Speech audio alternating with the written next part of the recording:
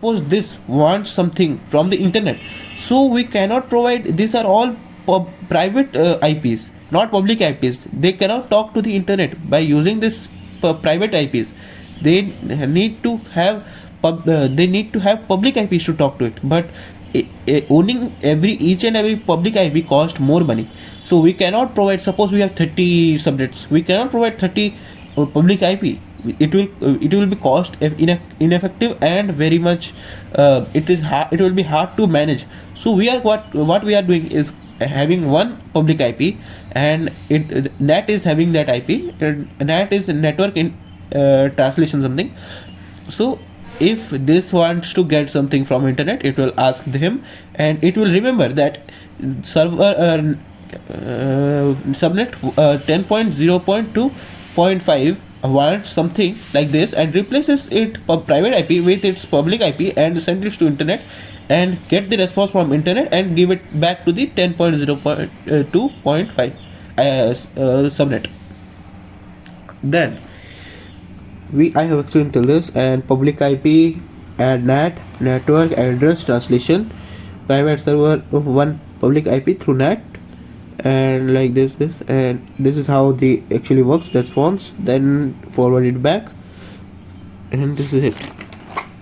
Then cloud service, as I have told you, all what we are doing previously was to manage in company's database, like how the company's network structure be built. But suppose I have made an company and I am having an website, and it is new website, so I didn't install anything like magnificent, means too much storage, too much, so that it can handle too much traffic.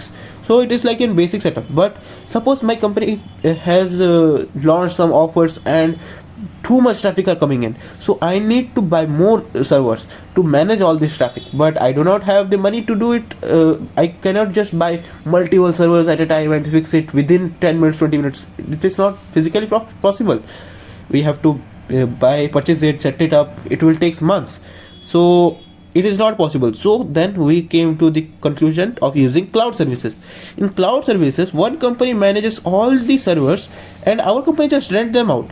We are renting two as per our requirement, and we are managing them using the basic fundamentals we have studied before of connecting into internet, connecting them using firewalls, gateways, and all the extra stuff. This is AWS, suppose, and this is our company. We are renting out two, and in connecting it using the previously learned information. And if we need something 90 more, then we can just rent 90 more and connect it to the pre-existing 10. So it will work easily, and it can all be done within minutes.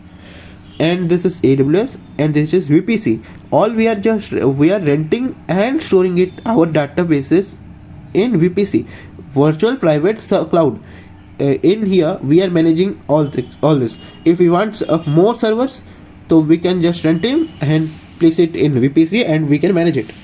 This is our private managing area type of thing.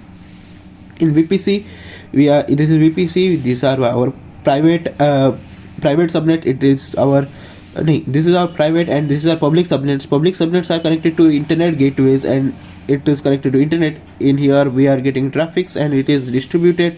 And in private subnets, they are connected, but they are not connected directly to the public one. If public ones want something, that it can send request, but it is not connected to internet, so it can stay protected and do not get exposed.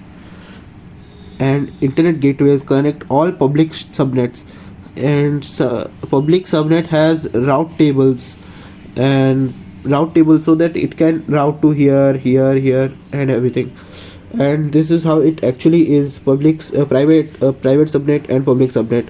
Private are connected within router, as we have seen in here.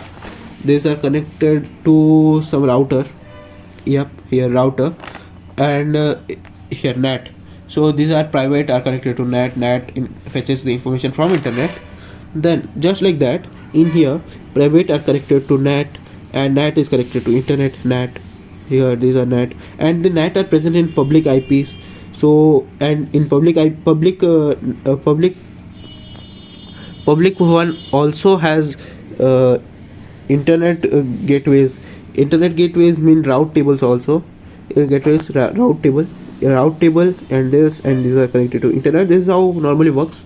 And suppose our company has multiple services, service A, service B, service C, service D, then we need something like sometimes it happen na ki my code is running in my PC, but when I send it to my friend in his computer, it is not running.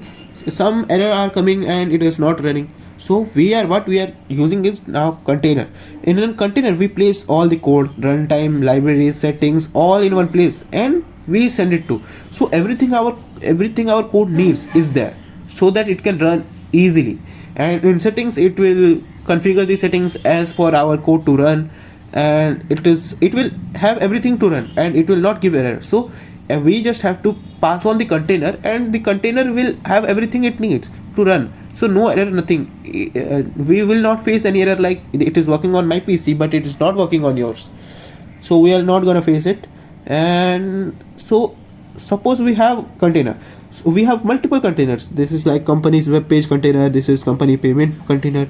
These have to be connected to our server to get the information and store it in them.